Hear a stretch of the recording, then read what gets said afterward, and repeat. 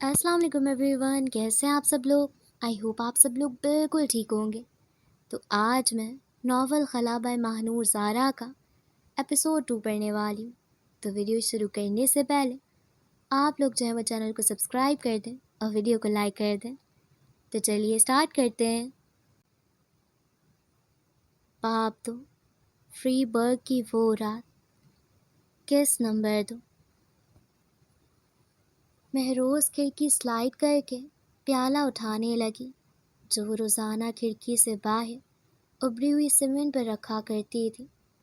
اسے عادت تھی وہ فجر کے وقت پیالے میں باجرہ بھر کر چڑیوں کے لیے کھڑکی سے باہر رکھتی تھی۔ وہی ایک پاٹ میں پرپل پھولوں کو بھی وہ روزانہ پانی دیا کرتی تھی۔ اس کی پھول بوٹوں اور چرند پرند سے اچھی خاصی دوستی تھی۔ نہ جانے اس کے گھر کے صحن میں لگے ایلو ویرا کے پودوں، پودینہ اور ٹماٹروں کو اس کی ماں پانی بھی ڈالتی تھی کہ نہیں ڈالتی ہوں گی، وہ بھول جایا کرتی تھی۔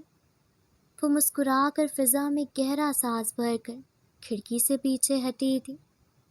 منہ سے خارج ہونے والے بھاپ کو فضا کے حوالے کرتے اس نے کھڑکی بند کر دی تھی۔ وہ مڑ کر اپنے بیڈ کی طرف آئی تھی اور ایک بار پھر فون اٹھا کر دیکھا تھا، کہیں اس کے گھر والوں نے اسے کال کی ہو اور اس نے اٹھائی نہ ہو۔ وہ کب سے ماں سے بات کرنے کا انتظار کر رہی تھی، پر فون کی اسکرین شفاف تھی اور وہاں رات کے 8 بج رہے تھے۔ وہ فون واپس بیڈ پر پھینکتے ہوئے اپنی الماری کی طرف بڑھی تھی۔ الماری کھول کر اس نے لحاف میں لپٹے قرآن مجید کو اٹھایا تھا۔ وہ بیڈ پر بیٹھے ہی دوپٹہ اچھے سے چہرے کے گرد باندھ چکی تھی اور اتنی آواز میں تلاوت کرنے لگی کہ اس کے کانوں تک اس کی آواز پہنچتی رہی۔ اسی وقت اس کے کمرے کا دروازہ کھلا تھا اور اس کی رشین رو میں پولینا منہ پہ کچھ چباتے ہوئے اندر داخل ہوئی تھی۔ اس کے بال کندھوں تک بلونڈ رنگ کے تھے۔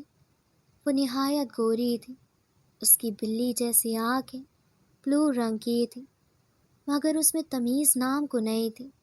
وہ بہت چڑھنے اور چڑھانے والے مزاج کی تھی۔ وہ ان کی شرٹ پہنے، سر کو ٹوپی سے چھپائے دھڑام سے اپنے بیڈ پر بیٹھی تھی اور کچھ دیر خاموش بیٹھی مہروز کو سنتی رہی۔ مہروز محویت سے تلاوت کر رہی تھی۔ تم خاموشی میں نہیں پڑھ سکتی جیسے کوئی ناول پڑھتا ہو؟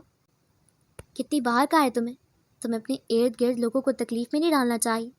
کہ یہ مینشن نہیں ہے قرآن میں؟ یو نو واٹ، بری لگتی تمہاری آواز میرے کانوں کو جب تم ایک ردم میں اسے پڑھ رہی ہوتی ہو۔ وہ مہروز کی آواز کی نقل اتارنے لگی۔ مہروز نے قرآن چوم کر بند کر دیا تھا۔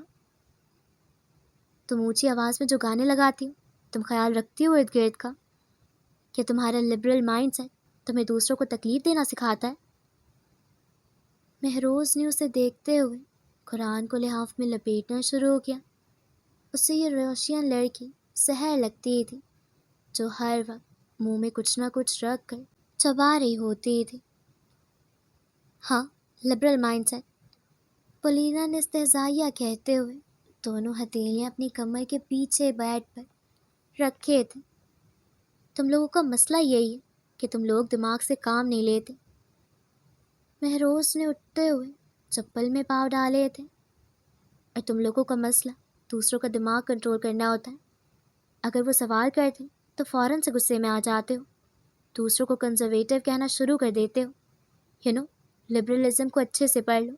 لبرل جو ہوتا ہے وہ سب کے دین کو رسپیکٹ کرتا ہے۔ یہ ایکسکلوژنری لبرلزم کو مت اپنا۔ یہ اچھی لبرلزم ہوئی جس میں خود جو چاہا کرو اور دوسروں کو بھی اپنی نقش قدم پر چلانے کی کوشش کرو۔ وہ کہتے کہتے اپنی الماری تک پہنچ گئی تھی۔ اور تمہیں کتنی بار کہا ہے میں نے کہ مت لیٹا کرو میرے بیڈ پہ شراب کی حالت میں؟ تم باز آئیں۔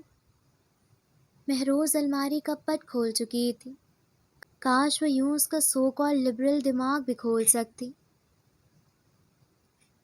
پولینا آنکھیں گھماتے ہوئے اٹھی تھی اور چلتے ہوئے عین مہروز کی پشت کی طرف کھڑی ہو گئی تھی۔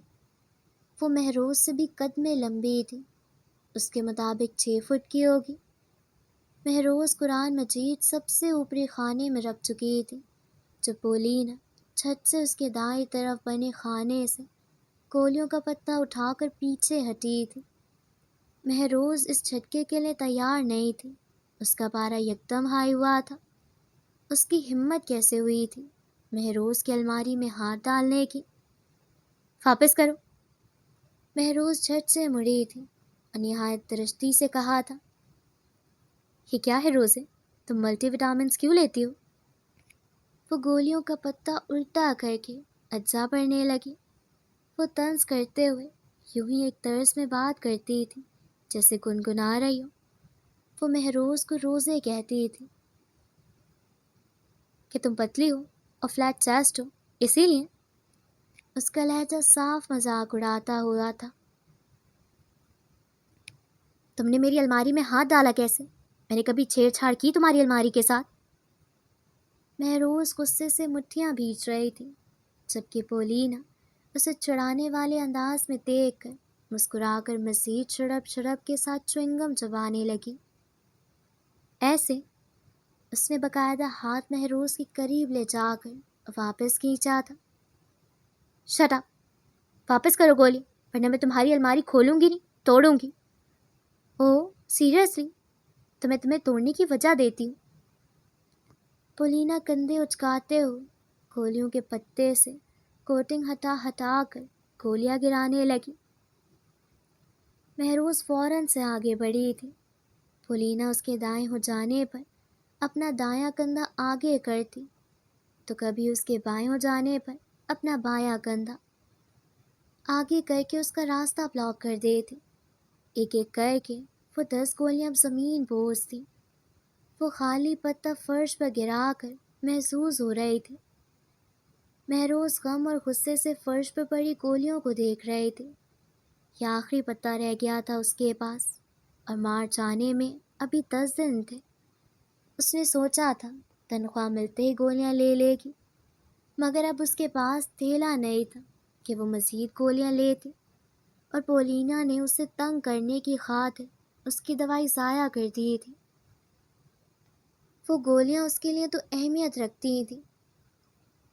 وہ برس کے لیے کھاتی تھی انہیں اور ایک دن کا بھی غناغہ نہ کرتی تھی۔ وہ سرخ آنکھیں اٹھائے پولینہ کو دیکھ رہی تھی جو ہونٹوں کو گول گھمائے اس پر افسوس کر رہی تھی۔ تیری تو، مہروز اردو میں کہتے ہوئے اس کی الماری کی طرف بڑھی تھی اور نیچے کچن تک ڈھاس کی آواز آئی تھی۔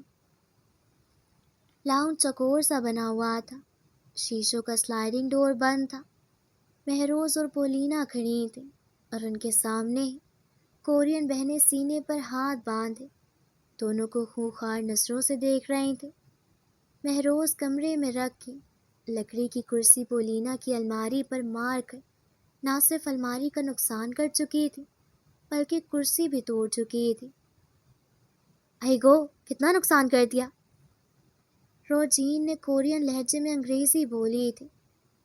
اب نقصان تم بھرو گی۔ مہروز نے سر اٹھا کر پولینہ کو دیکھا تھا جس کے چہرے پر کوئی ندامت نہیں تھی، اور پھر سر موڑ کر یانگ جن کو جس کی نظریں مہروز پر تھی۔ مہروز نے سینے پر شہادت کی انگلی رکھی تھی۔ روجین اور یانگ جن نے ایک ساتھ سے ہلایا تھا۔ میں کیسے؟ اس کی ہوائیاں اڑ گئی تھیں۔ یہ اس نے شروع کیا؟ ہمیں دلچسپی نہیں، ہونی چاہیے، وجہ جاننی چاہیے کہ شروع کس نے کیا۔ ہم ماں نہیں ہیں تمہاری کہ وجہ جان کر تم دونوں کو ڈانٹیں۔ ہمارا کام ہمارے نقصان سے ہے جس کو تم بھرو گی۔ ان کورین خواتین کی کورین انگریزی وہ بمشکل ہی سمجھ پاتی تھی۔ پولینہ ہونٹ آپس میں پیوست کے مسکراہٹ چھپانے کی کوشش کر رہی تھی۔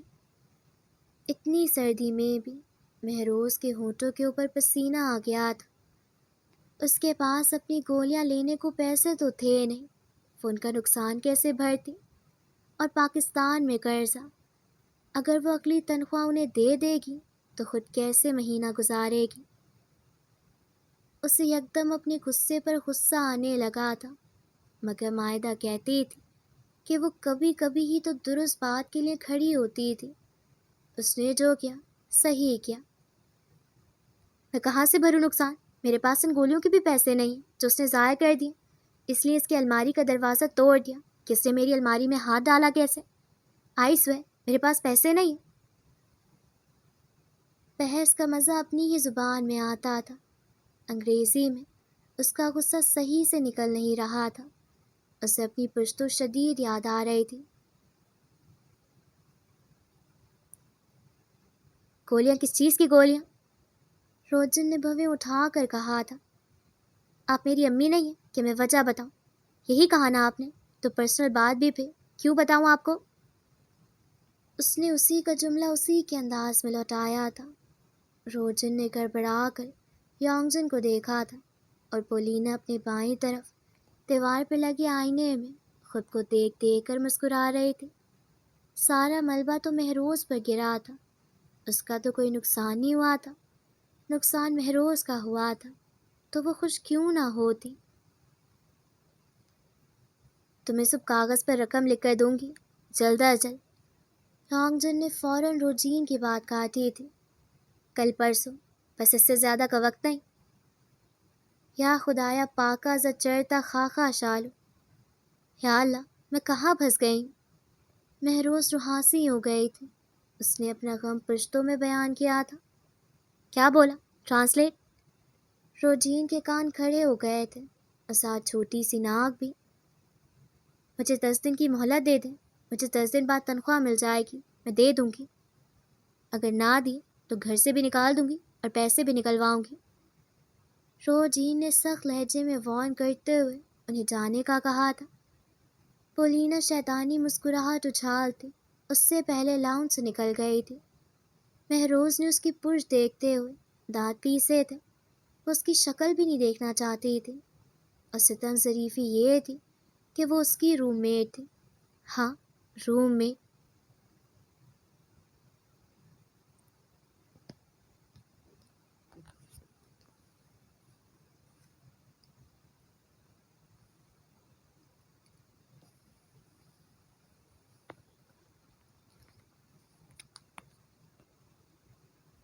پاکستان میں دن کا وقت ہو چکا تھا۔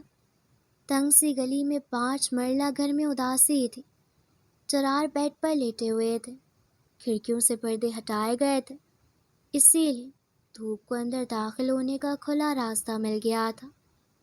حامد صاحب اپنی 15 سالہ بیٹے کے ہمراہ بیڈ کے دائیں طرف رکھے صوفے پر بیٹھے ہوئے تھے۔ حسیب مہروز کے جانے کے بعد گھر کا سودا خریدنے اور بل جمع کرنے میں جرار کی مدد کرتا تھا۔ جرار کے گھر خواتین تھیں، اسی لیے وہ گھر میں مردوں کو کم ہی بلاتے تھے، مگر حسیب ان کے سامنے پیدا اور بڑا ہوا تھا۔ وہ ان کے لیے بیٹے جیسا تھا۔ وہی اپنے اسمارٹ فون سے سلیمان جان اور یاسمین کی مہروز سے ویڈیو کال کرواتا تھا، کیونکہ ان تینوں میں سے کسی کو بھی اسمارٹ فون استعمال کرنا نہیں آتا تھا۔ یار بلوا لو بیٹی کو، جب سے وہ گئی ہے تم کمزور ہوتے جا رہے ہو، اور اب مائنر ہارٹ اٹیک بھی آ گیا ہے۔ جب مائدہ رخصت ہوئی تھی تو میری بھی یہی حالت تھی، مگر وہ پاکستان میں تو تھی، میں اسے سامنے سے دیکھ تو سکتا ہوں، جب چاہے جا کر مل سکتا ہوں۔ میں ٹھیک ہوں، جرار مسکرایا تھا۔ چلو، حامد نے جیسے ہاتھ اٹھا دیے تھے۔ خیر، حسیب یہیں رہے گا، کسی بھی چیز کی ضرورت ہو سکتی ہے تمہیں، میں چلتا ہوں، خیال رکھنا ان کا۔ وہ بیٹے کے کندھے کو تھپتھپا کر اٹھے تھے۔ ان کے کمرے سے نکلنے کے کچھ دیر بعد ہی سلیمان جان اور یاسمین ہاتھ میں ٹرے لیے اندر داخل ہوئی تھی۔ کل سے کئی دفعہ مہروز باجی کی کالز آ چکی ہیں۔ اس نے بیچارگی سے دادی کو دیکھا تھا۔ اسے بتایا تو نہیں؟ جرار نے گھبرا کر حسیب کو دیکھا تھا۔ یاسمین دمبے کی یخنی جرار کے دائیں طرف رکھے میز پر رکھتے ہوئے اب شور کے پاؤں کے پاس بیٹھی ہوئی تھی۔ ان میں جھجک تھی۔ ان کا دل تھا کہ وہ خود اپنے ہاتھوں سے اپنے شوہر کو یخنی پلائیں، پر وہ پرانے زمانے کی عورت تھی، جو بہت سے لوگوں کے سامنے اپنے میاں سے فاصلے پر بیٹھا کرتی تھی۔ نہیں، میں نے بہانہ کر دیا کہ میں تو اسکول ٹرپ پر مری آیا ہوں۔ اچھا کیا، ایسی پریشان ہو جاتی؟ جرار بہتر ہوگا تو اسے کال کریں گے، ورنہ وہ ویڈیو میں ہی باپ کے چہرے سے پڑھ لے گی کہ باپ بیمار تھا۔ سلیمان جان بیٹے کی بائیں طرف بیٹھ گئی تھی۔ کل رات اس گھر پر قیامت کی رات تھی۔ ساری رات وہ دونوں خواتین جائے نماز سے نہیں اٹھی تھیں جب تک حسیب نے کال کر کے چراغ کی خیریت کی خبر نہیں دے دی تھی۔ امی دن کا کھانا لائیں گی۔ ارے کیا ضرورت ہے، انہیں کہو تکلیف نہ کریں۔ یاسمین نے بوکھلا کر شوہر کو دیکھا تھا اور پھر حسیب کو دیکھتے ہوئے منع کیا تھا۔ میں بھی تو مہروز باجی کا بھائی ہوں، اور پھر آپ دمبے کی یخنی اتنی لذیذ بناتی، آپ وہ پلا دیں تو ہو جائے مقابلہ۔ اس نے صرف کی معشوری کے انداز میں آخری جملہ ادا کیا تھا جس پر وہ تینوں دل کھول کر ہنس دیے تھے۔ میں خود ڈال دیتا ہوں۔ وہ یاسمین کو اٹھتا ہوا دیکھ کر خود اٹھا تھا اور کچن کی طرف بڑھ گیا تھا۔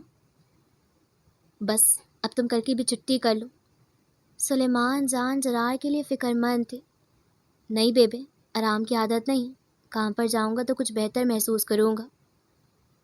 زیادہ ٹینشن نہیں لو، جب اللہ چھوٹی سے چھوٹی چوٹی کے بھی رزق کا مالک ہے، پھر ہم کیوں خود کو سوچ سوچ کر بیمار کرتے ہیں؟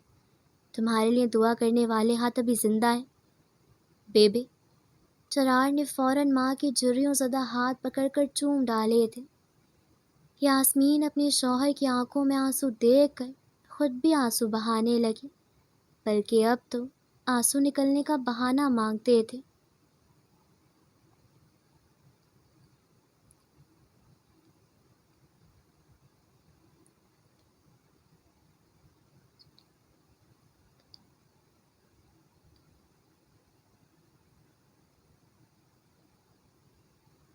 فری برگ پر ٹھنڈی ٹھنڈی صبح اتری تھی۔ یہاں کے سب پاکستان سے مختلف تھے۔ یہ ایکو فرینڈلی شہر ہے جس کی آب و ہوا اس لیے صاف ہے کہ یہاں کی حکومت کے اقدامات عالمی سطح پر سراہے گئے تھے۔ جہاں بجا درخت تھے، گاڑیوں کا دھواں نہ ہونے کے برابر، اور پلاسٹک شاپر کے بجائے پیپر بیگ کا استعمال ماحول کو بدلنے میں معاون ثابت ہوا تھا۔ پہلے پہل تو مہروز سوچتے تھی، یہ ہوا اتنی ہلکی کیوں ہے، دھوپ اتنی سنہری کیوں لگتی ہے، مگر آہستہ آہستہ اسے احساس ہوا کہ لاہور کی فضا دنیا کی آلودہ ترین ہوا ہے، تو وہاں دھوپ کیسے سنہری اترتی۔ مہروز پولینا کے کمرے میں نہ ہونے پر چین سے ساری رات سوئی تھی۔ کھڑکی سے اترتی دھوپ کو دیکھ کر وہ معمول کے مطابق چڑیوں اور پودوں کا دانہ پانی ڈال کر اب آئینے کے سامنے کھڑی تھی۔ وہ بلو فراک اور جینس پر اونی سویٹر پہنے، لمبے بالوں کی بیچ کی مانگ نکال کر دائیں بائیں سنہری پنس لگا چکی تھی۔ اس نے یہاں آ کر بھویں بنوانی شروع کی تھی۔ اب وہ اپنے چہرے کو دیکھ کر مایوس نہیں ہوا کرتی تھی۔ اس سے اب لڑکیوں کی باتیں بھی یاد نہیں آتی تھیں۔ اسے اپنے کیریئر بنانا تھا جس کا تعلق چہرے سے ہرگز نہیں ہوتا۔ وہ بیگ کندھوں سے لٹکائے لاؤنج سے گزر رہی تھی جہاں سے مختلف لڑکیاں آ جا رہی تھیں۔ وہ بھی کہیں جانے کے لیے تیار ہو رہی تھی۔ وہ گھر کا دروازہ کھول کر باہر نکلی تھی اور فٹ پاتھ کے ایک طرف بنی پارکنگ میں کھڑی اپنی سائیکل کی طرف آئی تھی۔ اپنی سائیکل کا ٹائر دیکھ کر اس کا دل بیٹھ گیا تھا۔ اس کی سائیکل کے دونوں ٹائرز پھنس چکے تھے۔ پولینا، وہ اونچا چلائے تھے۔ اس کے کن پٹی کی رگیں تن گئی تھی۔ بہت سا غصہ اس کا چہرہ سرخ کر رہا تھا۔ وہ مٹھیاں بھیجے آگے بڑھی تھی اور وہیں ٹھنڈی زمین پر بیٹھ کر یکدم رونے لگی تھی۔ وہ قمیص کو دونوں ہاتھوں کی مٹھیوں میں دبائے اونچی آواز میں رونے لگی تھی۔ وہ کتنی بے رحم تھی۔ صرف بدلے کی خاطر اس نے مہروز کا نقصان کروایا تھا۔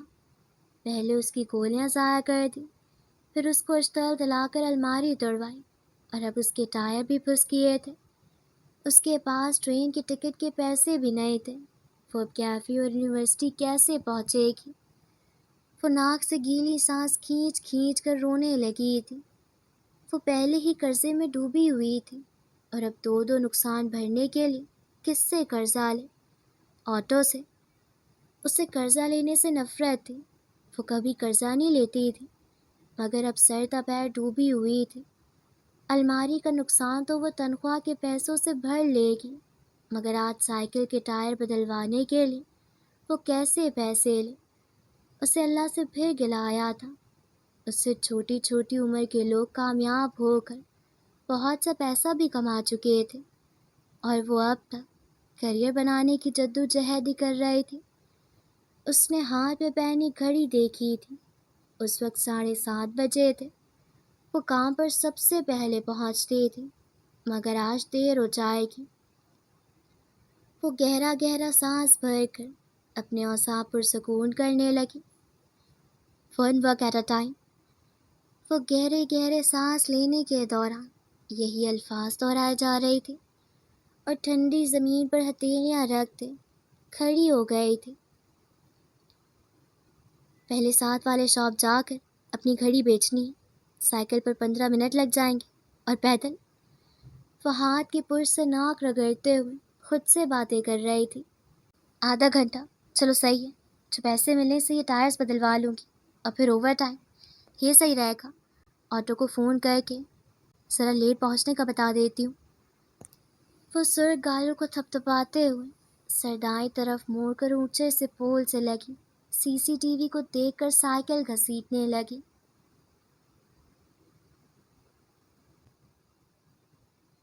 کیفے کی عمارت پر پنک کلر کا پینٹ ہوا تھا، پر اس کا داخلی دروازہ سفید رنگ کا تھا۔ کیفے کے اندر کرسیاں، میز اور دیواریں بھی سفید رنگ کے تھے، اور ہر میز پر پنک تازہ پھول واز میں سجا کر رکھے جاتے تھے۔ 12 بجے وہ کیفے میں موجود تھی۔ اس کی جگہ شفٹ پر شام کے لڑکوں نے اوور ٹائم لگا لیا تھا۔ وہ ایک کونے میں سیڑھیوں کے پاس رکھے میز پر بیٹھی کافی پی رہی تھی۔ وہ یہاں سے کافی کے علاوہ کچھ نہیں پیتی تھی، اور آج بھوک کا غلبہ اتنا تھا کہ وہ فرینچ ٹوسٹ بھی کانٹے میں پھنسا پھنسا کر کھا رہی تھی۔ اگر سائیکل کے ٹائرز بدلوانے تھے تو مجھے بتا دیتی، میں اپنے جاننے والے سے کم قیمت پر ڈلوا دیتا، اور آج کے آج سائیکل موجود ہوتی تمہارے پاس۔ آٹو کی میز کی دوسری طرف بیٹھے اس پر افسوس کر رہا تھا۔ مہروز دل جمی سے فرینچ ٹوسٹ کھانے میں مگن تھی۔ اگر کوئی ایشو ہے تو تم مجھے بتاؤ، میں دوست ہوں تمہارا۔ مہروز کا ہاتھ تھاما تھا۔ اس نے آہستہ سے سر اٹھا کر آٹو کو دیکھا تھا۔ دوست اس کی بس ایک ہی تھی، مائدہ۔ کوئی ایشو نہیں ہے۔ اس نے آہستہ سے کافی کا مگ اٹھا کر گھونٹ بھرا تھا۔ حالانکہ وہ بہت سے مسائل میں گھری ہوئی تھی، مگر وہ آٹو کو نہیں بتانا چاہتی تھی۔ آٹو اس کو دوستی کی خاطر پیسے دے دیتا، مگر وہ مفت میں پیسے نہیں لینا چاہتی تھی، اور قرض لینے کا وہ سوچ بھی نہیں سکتی تھی۔ ابھی اسے پچھلے قرض بھی اتارنا تھا۔ مجھے نئی جاب کی ضرورت ہے۔ تم نے کل کہا تھا کہ میرے لیے کہیں بات کرو گے۔ میں یونیورسٹی کے بعد جاب کر سکتی ہوں۔ اس نے ٹیبل پر پڑے نیپکن کو اٹھا کر ہونٹ تھپتھپائے تھے۔ یعنی کوئی ایشو ہے؟ آٹو نے سمجھتے ہوئے سر ہلایا تھا۔ میں آج سے کچھ دن اوور ٹائم کرنا چاہتی ہوں۔ پیسوں کی ضرورت ہے تمہیں؟ آٹو میز پر ہاتھ رکھتے ہوئے ذرا آگے کو جھکا تھا۔ کتنے چاہیے؟ میرے پاس موجود ہیں اس وقت۔ دیکھو آٹو، مہروز دونوں ہاتھ گھٹنوں پر رکھتے ہوئے بیٹھے ذرا آگے جھکی تھی۔ ہاں مجھے پیسوں کی ضرورت ہے، مگر فیور کی نہیں۔ اگر تم مجھے اپنا دوست سمجھتے ہو تو میری سیلف رسپیکٹ کو ہرٹ ہی کرو گے۔ مجھے اپنی محنت کے پیسے چاہیے۔ اس نے مجھے تم دوست سمجھتے پر زور دیا تھا، مگر یہ نہیں کہا تھا کہ وہ بھی اسے دوست سمجھتی تھی۔ تم ایک اچھا ریسورس ہو۔ تم یہ جو فریش فلاورز کا آئیڈیا لائی تھی، اس نے بہت سے گاہکوں کو اٹریکٹ کیا ہے۔ تم ذہن میں کوئی اور بات مت لانا. ٹھیک ہے تم اوور ٹائم کر لینا. آٹو نے مسکرا کر اسے دیکھا تھا. وہ آج یونیورسٹی نہیں گئی تھی. آج ویسے بھی آف تھا. وہ آف ڈیز میں صرف اپنا ریسرچ کا کام کرنے جاتی تھی. رات کے 8 بجے وہ اپنی سائیکل شاپ سے لے کر بورڈنگ ہاؤس کے لیے نکلی تھی. اس کی سائیکل کا ٹوکرا آج خالی تھا. رات کے وقت سردی کچھ زیادہ ہی بڑھ جاتی تھی. اسٹریٹ پولز کی زرد روشنی میں سڑکیں کچھ اور بھی خوبصورت لگتی تھیں. اس کے منہ سے بھاپ نکل نکل کر اس سے آگے بھاگ رہی تھی. اس وقت وہ 3 باتوں پر غور کر رہی تھی. ایک حسیب آ گیا ہوگا مری سے کہ نہیں. دوم اسے شدید بھوک لگ رہی تھی. اسے تو پاکستانی کھانوں نے ترسا دیا تھا. سوم اسے پولینا کے ساتھ حساب برابر کرنا تھا.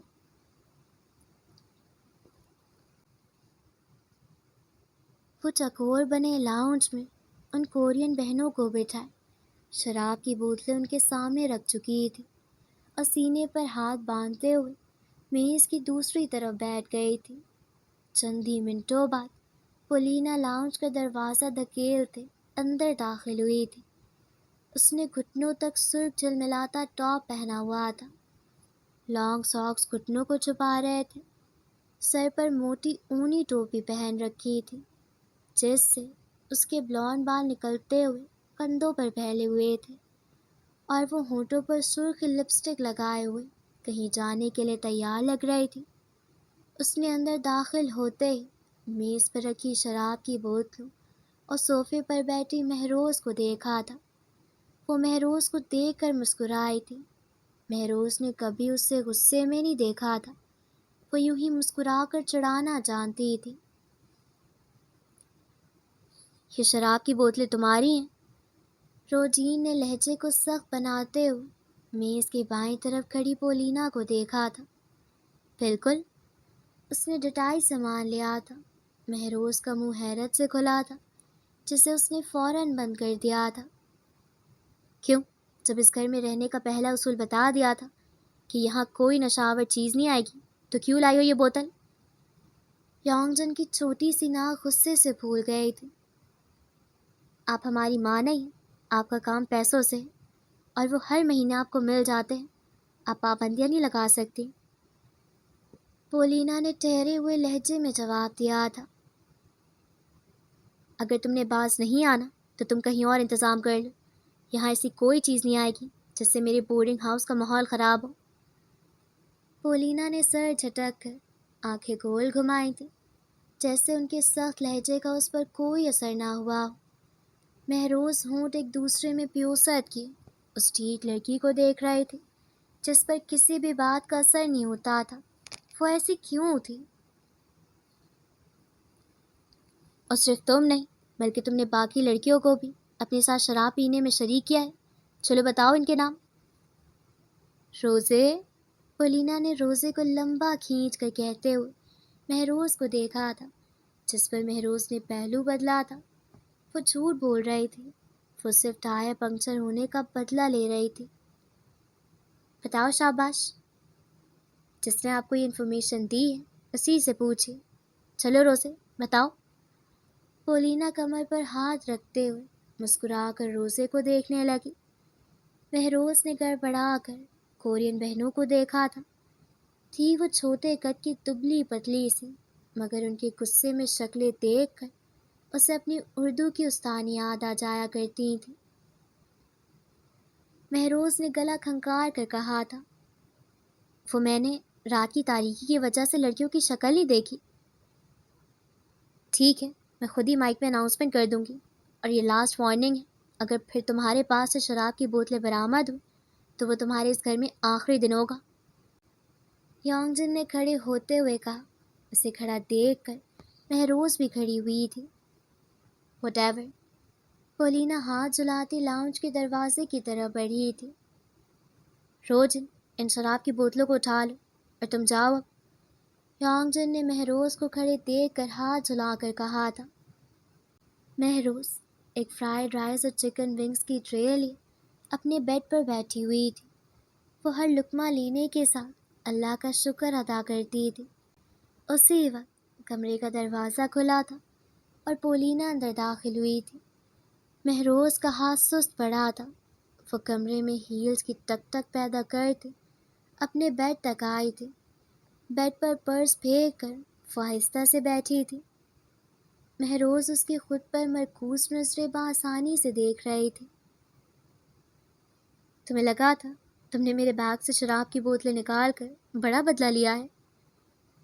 مہروز نے لقمہ نگلتے ہوئے سر دائیں طرف موڑ کر پولینہ کی بلو آئیز میں اپنی کالی آنکھیں گاڑی تھیں۔ تم نے بھی تو میری سائیکل پنچر کی تھی۔ یہ شراب کی بوتلیں تو اس نقصان کا 1% بھی نہیں ہے۔ صحیح کہا۔ پولینہ دائیں گھٹنے پر دونوں ہاتھوں کی کونیاں دائیں بائیں رکھتے ہوئے ذرا آگے کو جھکی تھی۔ میری شراب کی بوتلیں بہت مہنگی ہیں، تم سے بھی زیادہ، تمہاری سائیکل سے بھی زیادہ۔ مگر وہ ٹہر ٹہر کر بول رہی تھی۔ اچھا بدلہ نہیں لیا تم نے؟ شراب کا کیا ہے، پھر لے لوں گی۔ تم نے سوچا کہ میری الماری توڑ کر تم مجھے نقصان پہنچا رہی، حالانکہ تم نے تو اس میں بھی اپنا نقصان کروا لیا۔ پولینہ اس کا مذاق اڑاتے ہوئے ہنسنے لگی۔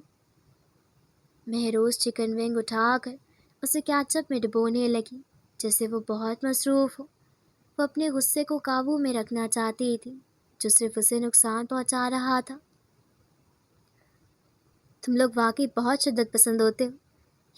میں تمہاری غصے کو تمہارے خلاف استعمال کر کے تمہیں تمہارے ہی ہاتھوں سے برباد کروں گی۔ پولینہ کے ہونٹوں سے مسکراہٹ ایک پل کے لیے بھی نہیں چھوٹی تھی۔ وہ اپنا بیگ اٹھا کر اٹھی تھی اور قدم دروازے کی طرف بڑھائے تھے جب مہروز کی بات پر وہ رکی تھی۔ میرے قرآن مجید میں لکھا ہے کہ عزت و ذلت صرف اللہ کے ہاتھ میں ہے۔ میں جانتی ہوں کہ تمہیں مجھ سے نفرت ہے کیونکہ میں مسلمان ہوں، کیونکہ تم سو کالڈ آزاد خیال اور لبرل ہو۔ تم صرف سو کالڈ ہی ہو، تم وہ نہیں ہو جو دکھتی ہو۔ تم بس اپنے ہی اندر ایک قید انسان ہو جو بلا وجہ دوسروں سے چڑھتی ہے اور ان میں نقص نکال کر انہیں ٹارگٹ کرتی ہے۔ پولینہ نے پلٹ کر مہروز کو دیکھا تھا۔ مہروز نے اس کا سپاہ چہرہ پہلی دفعہ دیکھا تھا۔ وہ کسی بھڑکتے ہوئے جواب کی منتظر تھی، مگر پولینہ بغیر کچھ کہے کمرے کا دروازہ کھول کر نکل گئی تھی۔ مہروز دھڑام سے پیچھے ہوتی اپنے تکیے پر گری تھی۔ گوروں کی مسلمانوں سے نفرت کے بارے میں اس نے بہت پڑھا تھا، ان سٹیریوٹائپس کو ہائی لائٹ بھی کیا تھا جن کو گورے استعمال کر کے خود کو آزاد خیال دکھاتے تھے، مگر اصل زندگی میں مسلمانوں سے نفرت کرنے والوں سے سامنا کرنا نہایت مشکل کام تھا۔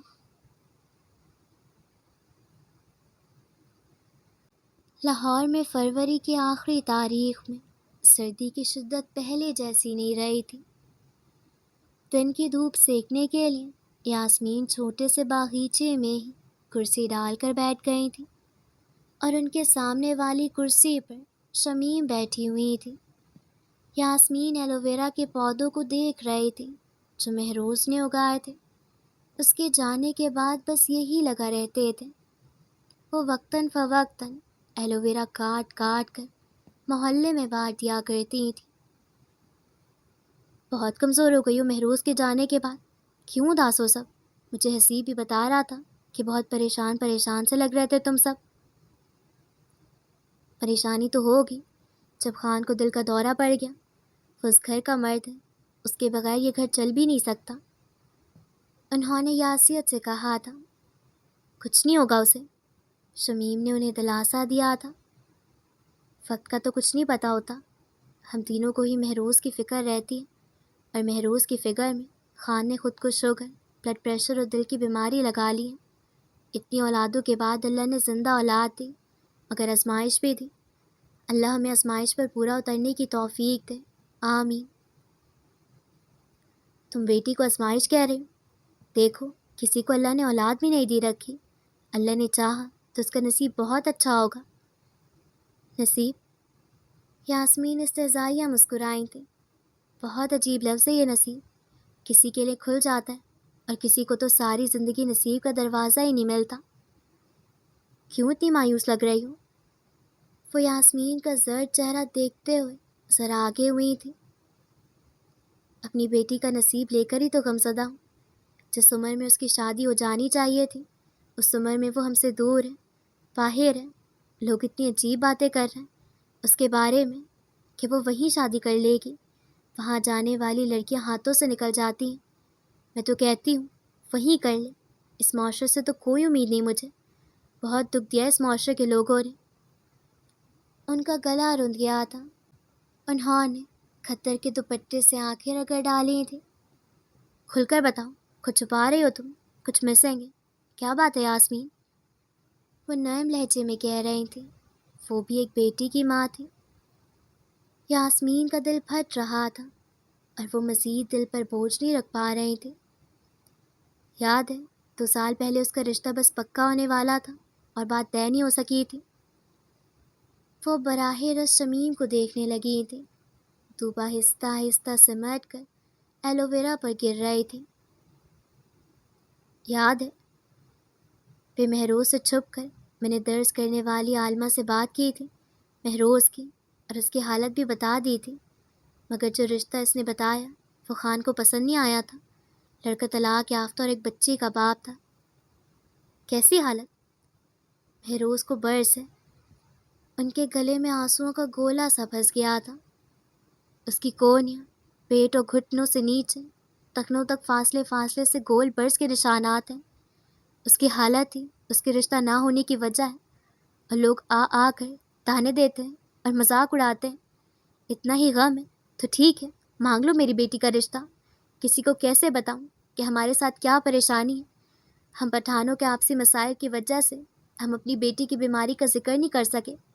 بات یہ نہیں کہ ہمیں اس کی وجہ سے کوئی شرمندگی ہے، بلکہ ہمارے رشتہ دار ہی ہماری آزمائش کا مذاق اڑائیں گے، خوش ہوں گے، فضول کی باتیں پھیلائیں گے۔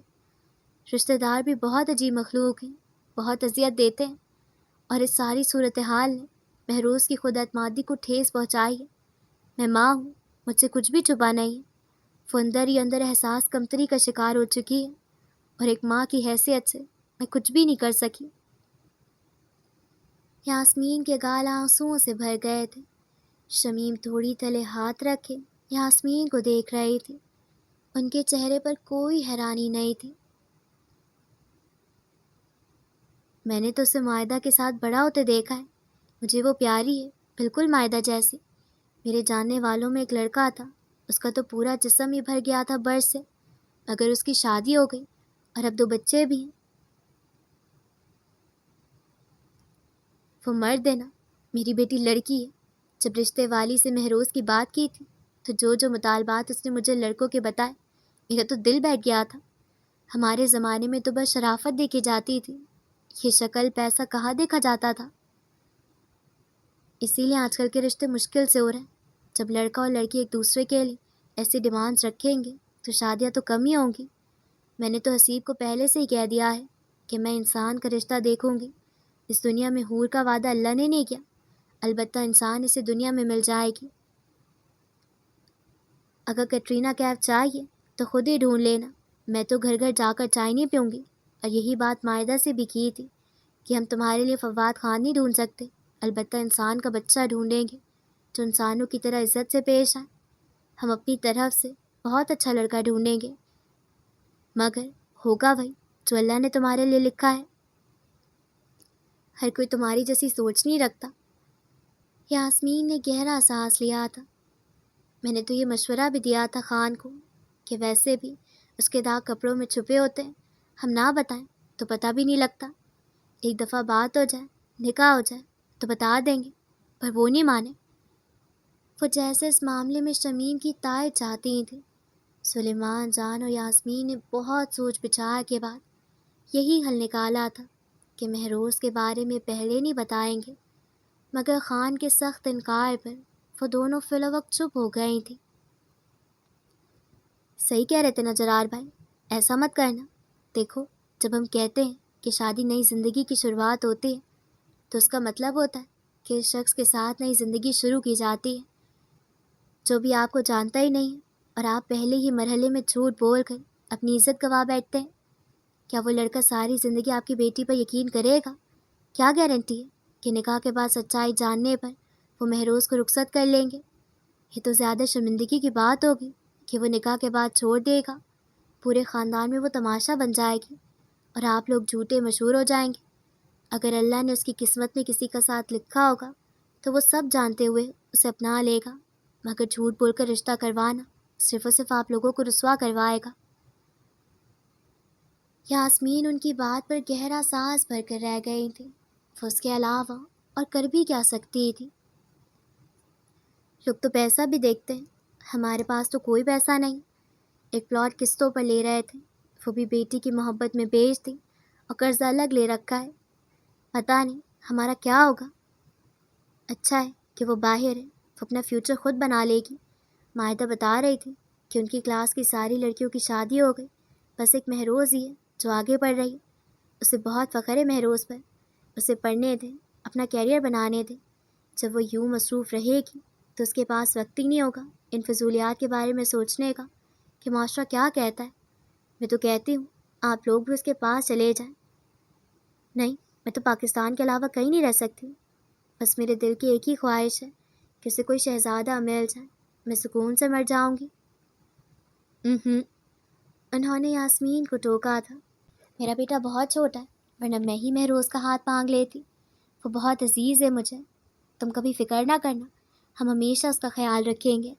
اللہ اس پر تم لوگوں کا سایہ سلامت رکھے۔ اگر کل کو ہم نہ ہوئے تو ہمارے بچے تو ہیں نا، حسیب کی ایک نہیں 2 بہنیں۔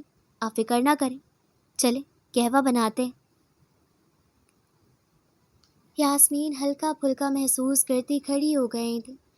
کبھی کبھی زندگی میں ایسے لوگ بھی چاہیے ہوتے ہیں جو آپ کو جج نہ کریں، آپ کو سمجھیں۔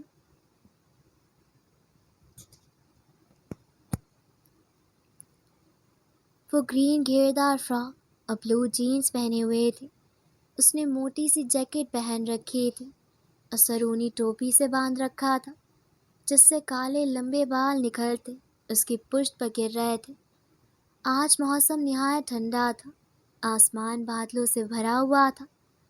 وہ روزانہ پھولوں کی دکان پر کھڑی ہو کر تازہ پنک لیلیز لیا کرتی تھی۔ اپنی سائیکل کے لیے پھول وہ اپنے پیسوں سے لیا کرتی تھی۔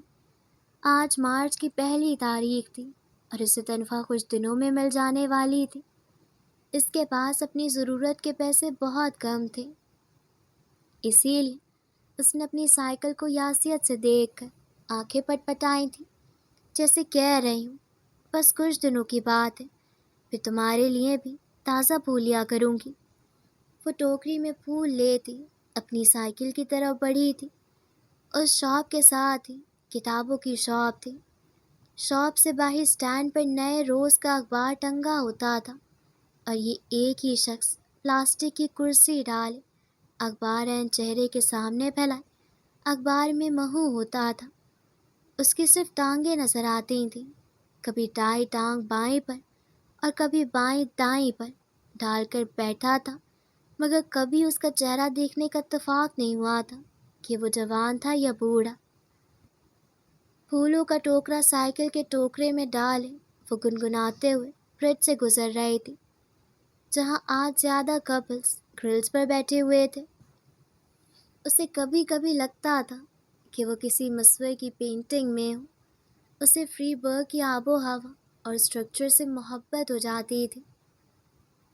اگر کبھی ریلوے ٹریک پر ٹرین گزر رہی ہوتی تھی تو وہ اس کی سپیڈ کا مقابلہ کرتی تھی، مگر وہ سرخ ٹرین اسے جیت جاتی تھی۔ یہاں ٹرین شہر کے اندر ہی چلا کرتی تھی، جس سے لاہور میں میٹرو چلا کرتی تھی۔ ٹھنڈ اس قدر شدید تھی کہ اس کے ہاتھوں پر خشکی ہو چکی تھی۔ وہ سائیکل چلاتے ہوئے ٹھنڈ سے کانپ رہی تھی۔ ماچو کیفے نزدیک آتے ہی وہ کیفے کی ایک طرف بنے خالی جگہ میں سائیکل کھڑی کرتی کیفے کے اندر گئی تھی۔ وہ ٹھیک 12 بجے اپنی ڈیوٹی سے فارغ ہو کر نکلی تھی۔ سامنے بلڈنگ پر پڑتی دھوپ کو دیکھ کر اس نے سکھ کا سانس لیا تھا۔ اس نے اس سے پہلے اتنی شفاف دھوپ نہیں دیکھی تھی۔ شاید یہ آب و ہوا کا ہی اثر تھا کہ دھوپ بھی سنہری لگتی تھی۔ وہ اپنی سائیکل کے قریب آئی تھی کہ سائیکل کی ٹوکری میں پنک لیلیز دیکھ کر اپنی جگہ جامد ہو گئی تھی۔ کون ہو سکتا تھا جس نے اس کی ٹوکری میں پھول رکھے تھے؟ آٹو؟ نہیں، وہ تو ساری صبح اسی کے ساتھ کھڑا رہا تھا اور پھول خریدنے کا کام بھی مہروز کے ذمے تھا۔ اس نے سر دائیں بائیں موڑا، مگر اس وقت وہ شخص اسے کہاں سے ملے گا بھلا؟ وہ سر جھٹکتی اپنی سائیکل کی طرف بڑھی تھی۔ سیمینار روم کا کلاس روم سے قدرے کشادہ تھا۔ آڈینس کے لیے بڑے سے LED کا انتظام کیا گیا تھا۔ سلائیڈ چینج کرنے کے لیے ریموٹ اسپیکر کے ہاتھ میں تھا۔ یہاں کرسیاں ایک سیٹ میں رکھی گئی تھیں۔ روم کھچا کھچ اسٹوڈنٹ سے بھر چکی تھی کہ لیٹ آنے والے اب پیچھے دیوار کے پاس کھڑے ہو رہے تھے، اور ان میں مہروز بھی شامل تھے، پر مائک کی سہولت کی وجہ سے ان سب کو بآسانی اسپیکر سنائی دے رہا تھا۔ ایمل ایلبرٹ گورا مڈل ایجڈ آدمی تھا، جس کے کان کے پاس بال بالکل سفید تھے۔ وہ لیٹ پہنچی تھی، اسی لیے انٹروڈکشن مس کر دیا تھا، مگر سلائیڈ کے ٹاپ پر لکھے ٹاپک کو واقع چھوٹی کر کے پڑھ رہے تھے۔ The limits of female agency in Pakistan. Is Islam reconcilable with feminism? Seminar room میں خاموشی تھی، اور ایمل ایلبرٹ مائک ہاتھ میں پکڑے نہایت ٹھہرے ہوئے لہجے میں اپنا مدعا بیان کر رہے تھے۔ مہروز کو یکدم ہی اس کے سیمینار پیپر میں دلچسپی ہوئی تھی۔ جیسے کہ سما محمود، ایک نامور پروفیسر، اپنے آرٹیکل میں مصر میں پر کیے گئے آبزرویشن کی مثال دے کر یہ بتاتے ہیں کہ کیسے خواتین اپنی مذہبی لباس میں ایک مسجد میں بیٹھ کر اپنی خود مختاری ایجنسی کا اظہار کرتے ہیں۔ وہ صرف اطاعت گزار نہیں، بلکہ مسجد میں بیٹھ کر اپنی ایک پولیٹکس جنریٹ کرتی ہیں۔ مگر سوال یہ اٹھتا ہے کہ کیا ان کی آبزرویشن ہم دوسرے ملکوں کی مسلم خواتین پر اپلائی کر سکتے ہیں؟ کہ دوسرے ملکوں کی مسلم خواتین کے پاس بھی اتنی آزادی ہے کہ وہ مسجد میں بیٹھ کر خود مختاری کا اظہار کریں؟ چلیں ایک اور مثال لے لیتے ہیں، افغانستان کی۔ میں خود وہاں فیلڈ ورک کرنے گیا تھا۔ ایسے بڑے بڑے پردے انہوں نے اپنے گرد لپیٹے ہوئے تھے۔ انہوں نے کھڑکیوں سے ہٹے ہوئے بلائنڈ فولڈز کی طرف اشارہ کیا تھا۔ ان کی بات پر سیمینار روم میں کہکے گونجا تھا۔ مہروز بالکل سپاٹ چہرہ لیے ایمل کو دیکھ رہی تھی۔ میں نے ان میں سے خاتون کا انٹرویو لیا تھا، یہ رہی اس کی ویڈیو۔ انہوں نے ریموٹ کا بٹن دبا کر اگلی سلائیڈ لگائی۔ چونکہ وہ اپنی علاقائی زبان میں بات کر رہی، اسی لیے میں نے آڈیو کا ترجمہ کروایا ہے۔ انہوں نے گردن اسکرین کی طرف موڑ کر بٹن پیش کیا۔ اسکرین پر شٹل کاک برقعے پہنے خاتون پتھر پر بیٹھی ہوئی تھی، اور ایمل اس سے ذرا فاصلے پر بیٹھے ہوئے تھے۔ دھوپ کی شدت ویڈیو سے لگائی جا رہی تھی۔ طالبان کا غلبہ ہو چکا ہے یہاں، کیا کہو گی اس پر کہ تم اس حکومت کے حق میں ہو؟ زندگی یہاں ایک عورت کے لیے کیسے تنگ ہے؟ ایمل کے سوال کا ترجمہ سنتے ہی فوراً اپنی علاقائی زبان میں جواب دینے لگی، جس پر کچھ ہی دیر میں ایک انگریز خاتون کی ٹرانسلیشن کی آواز آنے لگی۔ بہت مشکل۔ اس نے گہرا سانس لیا تھا۔ میرا شوہر فوت ہو چکا ہے، میری ایک بیٹی ہے، اور میں نے اپنی پسند کی شادی کی تھی۔ اسی وجہ سے میری فیملی نے میرا ساتھ تعلق ختم کر دیا تھا۔ میں ایک پارلر میں کام کر کے اپنا گزارا کر رہی تھی۔ میں ایک ورکنگ وومن تھی، اور اس حکومت نے سب تباہ کر دیا۔ میں گھر سے اب نہیں نکل سکتی۔ بھلا گھر کا خرچ کون چلائے گا؟ میرے گھر میں تو کوئی مرد نہیں۔ سنا ہے ایسی عورتوں سے طالبان خود ہی شادی کر لیتے ہیں۔ درست کہا، وہ شدت پسند لوگ ہیں، اور میں اپنی مرضی کے خلاف ان سے شادی نہیں کرنا چاہتی۔ اس کا دوسرا حل یہ ہے کہ میں اور میری بیٹی زہر کھا کر مر جائیں۔ ویڈیو ختم ہو چکی تھی۔ ایمل نے مسکرا کر سیمینار روم پر نظر ڈالی تھی۔ بہت سے اسٹوڈنٹس غمزدہ لگ رہے تھے، جبکہ بہت سی لڑکیوں نے منہ پر ہاتھ رکھ لیے تھے۔ مہروز سینے پر ہاتھ لپیٹے پوری کلاس پر ایک نظر دوڑا چکی تھی، تو گورے اپنی سپیریورٹی دکھانے کا کوئی موقع ہاتھ سے جانے نہیں دے رہے تھے۔ اس سیمینار روم کا مقصد صرف اور صرف طالبہ کے ذہنوں کو اسلام سے پرگندہ کرنا تھا۔ کون اٹھ کر مسلم ممالک میں جا کر خواتین کی حالت دیکھتا اور یہ جان پاتا کہ ویسٹرن اکیڈمی صرف اور صرف اسلام کو بدنام کر رہی تھی۔ کہ یہی خواتین اپنے مذہبی لباس کے ساتھ وہاں بغیر مرد کے نہیں رہ سکتی ہیں، پر اسلام میں مردوں پر شادی کی کوئی پابندی نہیں ہے، اس لیے وہ ایک ہی وقت میں کئی خواتین سے نکاح کر کے بیٹھے ہوتے ہیں۔ مسلم ممالک جیسے کہ پاکستان، افغانستان میں عورت کو اپنی پسند کی اجازت نہیں، وہ اپنی پسند سے نہ شادی کر سکتی ہے نہ تعلیم حاصل کر سکتی ہے۔ ایران کی مثال لے لیں، وہاں تو لباس بھی مرد کی پسند کا پہنتی ہیں، وہاں ٹیکہ مرد کا چلتا ہے، مرد ہی سب کچھ ہے۔ اس لیے فیمنزم کی ایک لہر ان ممالک میں چلی ہے، اور یہ ایک اچھا سائن ہے، دروازہ کھٹکھٹانے سے ہی کھلتا ہے۔ انہوں نے ریموٹ کا بٹن دبا کر ایک اور سلائیڈ لگائی تھی۔ یہ پاکستان کی خواتین ہیں جو اپنے حق کے لیے نکلی ہیں۔ وہ ان سلائیڈز میں تصاویر کا کولاج دکھا رہے تھے جو پروٹیسٹ کر رہی تھی۔ مہروز مٹھیاں بیچے ایمل کو دیکھ رہی تھی۔ ایک لڑکی نے سوال کے لیے ہاتھ اٹھایا تھا، جس پر ایمل نے یس کہہ کر اسے اجازت دی تھی۔ میرے خیال میں آلریڈی ان کی کانشیسنس ریز کرنے کے لیے ویسٹرن اکیڈمکس اپنا کام کر رہی ہیں، بلکہ ان کی اپنی خواتین جو ویسٹ سے اپنا کام پبلش کروا رہی ہیں، وہ اپنے معاشرے کے لوپ ہولز کو اجاگر کرتی ہیں۔ ان کی اپنی ہی آئیکونک فگر ان کے لیے مثال ہے کہ وہ اب اپنی مرضی استعمال کر سکتی ہیں۔ آپ کے خیال میں پروگریسو اپروچ کیسی ہونی چاہیے؟ کیونکہ ہم تو فیمنزم کے فورتھ فیز میں آ چکے ہیں، اور وہ ابھی تک پہلے سے بھی نہیں نکلے۔ اچھا سوال، ایمل نے اسے سراہا تھا۔ ان کے ہاں تعلیم کا بڑا فقدان ہے۔ ایک عورت کو اپنی حقوق کا پتہ نہیں کہ وہ انسان ہے اور اس کے بیسک ہیومن رائٹس کیا ہیں۔ عرب خواتین کو تعلیم سے روکتے بھی اسی لیے ہیں تاکہ خواتین کسی جانور کی طرح خالی دماغ کے ساتھ زندگیاں گزارتی رہیں اور ان کے مرد ان کو ہانکتے رہیں۔ وہی خواتین جب ویسٹ سے تعلیم حاصل کرتی ہیں اور اپنے ہی کلچر دین کو کرٹیسائز کرتی ہیں، خواتین کے لیے آواز اٹھاتی ہیں، تو یہ مسلم ممالک انہیں قبول نہیں کر پاتے۔ اس کی آواز کو دبا دیا جاتا ہے کہ کہیں ان عورتوں میں کچھ عقل نہ آ جائے۔ اب حال ہی میں ایران میں جس لڑکی کا قتل ہوا ہے، وہ ایک تازہ مثال ہے کہ اگر ایک خاتون اپنا حق استعمال کرتی ہے کہ اسے پردہ نہیں کرنا، تو اسے قتل کر دیا جاتا ہے۔ پھر کیا وہاں کی ریزسٹنس نوٹ کیا آپ نے؟ ایسی جدوجہد کی ضرورت ہے ان ممالک میں۔ ان کو اپنی اسٹریٹجی بنانی چاہیے، تبھی وہاں کی خواتین آزاد ہو سکتی ہیں، کیونکہ اسلام بہت تنگ نظر دین ہے۔ مہروز نے فوراً ہی ہاتھ کھڑا کر دیا تھا۔ اس کا دل تیزی سے دھڑک رہا تھا۔ اتنے غیر مسلموں میں وہ ایک مسلمان تھی جس کے دین کو ٹارگٹ کیا جا رہا تھا، سب کو غلط بتایا جا رہا تھا۔ اسے ایک دم ہی کمرے میں حبس محسوس ہونا تھا۔ ایمل نے اس اشارے سے اجازت دی تھی۔ مائک اسٹوڈنٹس کے ہاتھوں سے گھومتا گھومتا اس تک پہنچ گیا تھا۔ میرا نام مہروز جرار ہے اور میں ایک مسلم پاکستانی، سنگل، ایجوکیٹڈ، بااختیار، ہوش مند لڑکی ہوں۔ سیمینار روم میں بیٹھے بہت سے طالبہ نے مڑ کر اسے دیکھا تھا، جس کی آواز میں گرج تھی۔ ایمل نے اس کے تعارف پر آئی برو جھکا کر داد دی تھی۔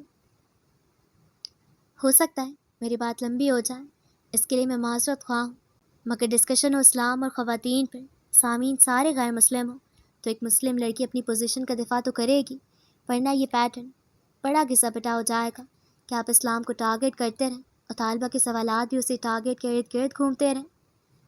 سیمینار روم میں ایسی خاموشی تھی جسے پن ڈراپ سائلنس کہتے ہیں۔ سب سے پہلے عرب اور مسلمان دو الگ پہچان ہیں، انہیں خدا را مرج نہ کریں۔ سارے مسلمان عربی نہیں ہیں، ویسے ہی جسے آپ یوروپین نہیں بلکہ نارتھ امریکن ہیں۔ اب میں آپ کا تعارف یوروپین آتھر کرواؤں تو آپ مجھے کریکٹ کریں گے، کیونکہ بہت لوگ یوروپین اور امریکن گوروں میں فرق نہیں جانتے۔ وہ ٹہر کر ایمل کے ایک اعتراض کا جواب دے رہی تھی۔ ایمل نے تائید میں سر ہلایا تھا۔ طالبہ اب کچھ اور غور سے اسے سننے لگے تھے۔ دوسرا، آپ نے شروع میں کہا کہ کیا مصر کی آبزرویشن ہم دوسرے ممالک پر اپلائی کر سکتے ہیں؟ نہیں، میرا جواب بھی نفی ہے، کیونکہ ہر مسلم ملک کا کلچر مختلف ہے، سوچ اور رہنے کا انداز مختلف ہے۔ تو جب ہم ایک اپروچ کو دوسرے پر اپلائی نہیں کر سکتے، اسی طرح ہم ایران اور افغانستان کی خواتین کا لیور ایکسپیرینس بھی کسی دوسری ملک کی مسلم خاتون پر نہیں لگا سکتے، انہیں نہیں جج کر سکتے۔ نہ افغانستان کو پریزنٹ کر رہی، نہ ہی ایران کو، بلکہ میں ایک پاکستانی مسلم ہونے کے ناطے بول رہی ہوں اور میں اپنے لیوڈ ایکسپیرینس کی بات کروں گی۔ میں پردہ گھر سے مسلم لڑکی ہوں، جس نے پاکستان میں رہتے ہوئے اپنی تعلیم مکمل کی، جس نے انگلش لٹریچر اپنی مرضی سے چنا، جو ہائر ایجوکیشن حاصل کرنے بھی اپنی مرضی سے جرمنی آئی، جس پر زبردستی کر کے کسی کی تیسری چوتھی بیوی نہیں بنایا گیا، اور نہ ہی میرے باپ نے دوسری تیسری شادی کی ہے۔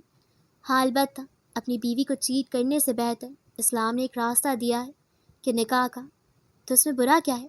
کہ چیٹ کرنا زیادہ برا ہے یا نکاح میں لانا؟ اس کے سوال پر کچھ طالبہ نے اس بات میں سر ہلایا تھا۔ آپ اچھی گفتگو کر رہی ہیں، اور ایسی ذہین طالبہ مجھے بہت پسند ہے، مگر کیا آپ کے ہی قرآن میں مرد کو سپیریئر درجہ نہیں دیا گیا، کہ اس کی ایک گواہی کو ترجیح نہیں دی گئی جبکہ عورت کی 2 گواہیاں؟ ریڈیکولس۔ وہ ہنسا تھا کہ مرد کو عورت کو مارنے کی اجازت نہیں دی گئی۔ ان کی بات پر سیمینار روم میں بیٹھے کچھ طالبہ نے ہاتھ پیٹ ڈالے تھے۔ کچھ طالبہ پرجوش ہوتے آپس میں خسر پسر کرنے لگے تھے، اور مہروز ان سب پر ایک تائرانہ نگاہ ڈالتے ہوئے ایمل کو دیکھنے لگی، جس کی آنکھوں میں شیطانی چمک تھی۔ ہاں، قرآن مجید میں مرد کو قوامون، عورت کا محافظ گھر کا بڑا کہا گیا ہے، کیونکہ وہ اپنے کنبے کا ذمہ دار ہوتا ہے۔ مہروز کے جواب پر خاموشی چھا گئی تھی۔ ڈسکشن بہت دلچسپ ہو چکی تھی۔ اسلام میں مرد کو ایک درجہ اوپر اس لیے نہیں رکھا کہ وہ جب چاہے اپنی پوزیشن کا غلط استعمال کر سکتا ہے، بلکہ اسی لیے کہ ایک درجہ اوپر دیا گیا ہے کہ جب وہ شادی کرتا ہے تو اپنی بیوی کی اور پھر ہونے والی اولاد کے نقطے کا ذمہ دار ہوتا ہے، اور اگر وہ اپنی ذمہ داری صحیح سے نہیں نبھائے گا تو اللہ کے ہاں اس کو پوچھا جائے گا۔ اسلام کبھی بھی ایسے مرد کی مثال پیش نہیں کرتا جس کا کردار ہلکا ہو۔ اسلام ہمیشہ ہمارے پیارے نبی صلی اللہ علیہ وسلم کی مثال دیتا ہے، جو ہر طرح سے اعلیٰ تھے۔ دوسری بات آپ نے عورت کی 2 گواہیوں کی ہے۔ مہروز نے ٹھہر کر سانس لیا تھا۔ سارا سیمینار روم سر موڑے اسے دیکھ رہا تھا۔ اگر بات اللہ کی کتابوں تک آ ہی گئی تو میں بھی پھر عزت کے ساتھ آپ کی کتاب کا حوالہ دوں گی۔ کیا آپ کے ہاں حوا کو اول نہیں دکھایا گیا، جن کی باتوں میں آ کر آدم جنت سے نکالے گئے؟ عورت کو برا نہیں دکھایا گیا، اسے مینوپولیٹو کہا گیا، اور آپ ہمارے قرآن مجید کی بات کر رہے ہیں کہ وہاں عورت کی 2 گواہیاں لکھی گئی ہیں۔ ہمارے ہاں حوا کو اول نہیں سمجھا جاتا۔ آپ نے قرآن کو صحیح سے پڑھا ہی نہیں، آپ نے اپنے مطلب کی آیت نکالی اور غلط ترجمہ پیش کر رہے ہیں۔ ہمارے ہاں تو پوری ایک سورت عورت کے نام پر بھیجی گئی، تو آپ بھی دیجیے کوئی ایسی مثال۔ ہمارے ہاں عورت تو اپنے باپ کی جائیداد کی بھی حصے دار ہے، اور شوہر کی جائیداد کی حصے دار بھی۔ کیا آپ کے ہاں ایسا بھی ہے؟ اس کی بات پر احمد چند لمحے اسے گھورتا رہا۔ کچھ طالبہ ایک دوسرے کو دیکھ کر پھر سے خسر پسر شروع کر چکے تھے۔ آپ اسلام کو اسٹیریوٹائپ نہ کریں۔ 1-2 برے لوگوں کی مثال کو لے کر اسلام و خواتین کو ٹارگٹ کرنا چھوڑ دیں، اور اگر عورتوں اور انسانوں کا اتنا ہی خیال ہے تو فلسطین کی خواتین کا ساتھ دیجیے۔ اس کی بات پر ایک دم سے ہی سیمینار روم مچھلی کا بازار لگنے لگا تھا، جو آپس میں کوئی تبصرہ کرتے اور پھر مہروز کو دیکھتے تھے۔ مہروز وہاں ایک دیوار کے ساتھ کھڑے مینجمنٹ کے لوگ کو پکڑا چکی تھی۔ Wait guys. احمل کے ہاتھ اٹھانے پر سیمینار روم میں آہستہ آہستہ خاموشی چھانے لگی۔ اچھے بات ہی کیا آپ نے دفاع بھی اچھا کیا، مگر پھر یہ بھی بتائیے، اللہ ہی سب دیکھ رہا ہے اور ہو بھی وہی رہا ہے جو اس نے لکھ دیا ہے، وہی سب چلا رہا ہے، تو پھر ایسا کیوں ہوتا ہے کہ کچھ خواتین نہایت ہی برے حالات میں رہتی ہیں اور کچھ اچھے حالات میں؟ کیا وہاں اللہ باعث نہیں ہو جاتا؟ میری اسسٹنٹ شارلٹ کو دیکھیے، جو پہلے زینب تھی، وہ اپنے ہی دین سے تنگ آ کر کنورٹ ہوئی ہیں۔ مسلمان تو یہ بھی تھی اور آپ بھی ہیں، پھر اس کا سامنا ایسے مردوں سے کیوں ہوا تھا جو عورت سے نفرت کرتے تھے اور اسے اپنے جوتے تلے دیکھنا چاہتے تھے؟ حالات اس کے لیے کبھی اچھے کیوں نہیں ہوئے؟ مہروز نے نظروں کا رخ موڑ کر اس کی دائیں طرف کھڑی شارلٹ کو دیکھا تھا، جو سینے پر ہاتھ باندھے مہروز کو ہی دیکھ رہی تھی۔ مہروز کی گردن پر پسینہ ابھر آیا تھا۔ سارے طالبہ کبھی مہروز کی طرف دیکھتے تھے اور کبھی شارلٹ کی طرف۔ یہ کیوں آپ کی طرح آزاد نہیں تھی؟ وہ اسلام جس میں عورت کے بڑے حقوق ہیں، ان میں سے ایک بھی اسے کیوں نہیں ملا؟ وہ مرد اس کی زندگی میں کہاں تھے جو آپ کی زندگی میں، جن کا دفاع آپ کر رہی ہیں؟ کہ واقعی پاکستانی سارے مسلم خواتین آپ کی طرح اپنی مرضی کی مالک ہیں؟ اور اگر نہیں ہیں تو ایسا اب تک کیوں نہیں ہو سکا ہے؟ مہروز دونوں ہاتھوں کی انگلیاں آپس میں پیوست کی صرف ایمل کو ہی دیکھ رہی تھی۔ وہ اس وقت سب کی نظروں کا مرکز تھے۔ بس وہ اتنا جانتی تھی کہ اس نے جتنا دفع کیا صحیح کیا۔ خیر، اگلی سلائیڈ کی طرف چلتے ہیں۔ ایمل سر جھٹکتے ہوئے ریموٹ کا بٹن دبا چکے تھے۔ مہروز ایمل کو گردن موڑتے دیکھ کر فوراً طالبہ کے بیچ سے جگہ بناتی دروازے تک پہنچی تھی اور دروازہ کھول کر باہر کوریڈور میں نکلی تھی۔ تازہ ہوا میں اس کا دبا ہوا سانس بحال ہوا تھا۔ وہ تیز تیز قدم کوریڈور سے گزرتی کیمپس سے باہر نکل چکی تھی۔ سیڑھیاں پھیلان کر وہ اپنی سائیکل تک پہنچی تھی اور سائیکل کا پہیہ گھماتے ہی اس پر بیٹھ گئی تھی۔ ہلکے ملگجے اندھیرے میں وہ اپنی پوری طاقت لگاتے سائیکل چلا رہی تھی۔ اس کی آنکھیں آنسوؤں سے بھری ہوئی تھیں۔ اس کا دل ٹوٹ چکا تھا۔ اسے اللہ سے شرمندگی ہو رہی تھی کہ وہ غیر مسلموں کے بیچ میں اپنے دین کا صحیح سے دفاع نہیں کر پائی تھی۔ اسے بس ایک اطمینان تھا کہ وہ دین حق پر تھی۔ عشاء ہوئے بہت وقت بیت چکا تھا۔ یہاں اسے اذان کی آواز نہیں آتی تھی۔ وہ اندھیرے کو دیکھ کر نماز کے وقت کا تعین کرتی تھی۔ کمرے میں بس ٹیبل لیمپ کی ہی روشنی تھی۔ قبلہ کھڑکی کی طرف تھا۔ مہروز سر پہ دوپٹہ لیے رکوع کی حالت میں تھی جب کمرے کی تمام لائٹس جل اٹھی تھی۔ پولینا اپنا ہینڈ بیگ بیڈ پر پھینک کر کچھ دیر یوں ہی مہروز کو دیکھتی رہی جب سجدہ کر رہی تھی۔ اس نے مسکرا کر بیڈ سے اپنا پرس اٹھایا اور فون نکالتے اسکرین پر انگلیاں چلانے لگی۔ کچھ ہی دیر میں کمرے میں میوزک بجنے لگا۔ مہروز جائے نماز سے آنکھیں نہیں ہٹا رہی تھی، حالانکہ اسے شور میں اس کے لیے نماز مکمل کرنا مشکل ہو چکا تھا۔ Please don't stop the music, وہ گانے کے ساتھ گنگناتے ہوئے عین مہروز کے سامنے کھڑی ہو گئی تھی۔ وہ رکوع کی حالت میں جھکی ہوئی تھی۔ تمہیں مزہ آ رہا ہے؟ مجھے تو آ رہا ہے۔ پولینا کمر پر دونوں ہاتھ رکھتے ہوئے جھک کر مہروز سے مخاطب تھی۔ مہروز سجدے کے لیے جھکنے والی تھی کہ پولینا نے پیر سے جائے نماز کا کونا پلٹا تھا۔ مہروز جائے نماز کا کونا واپس ٹھیک کر کے سجدہ کرنے لگی۔ پولینا مزید جھک کر اس کے کان میں گانے لگی تھی۔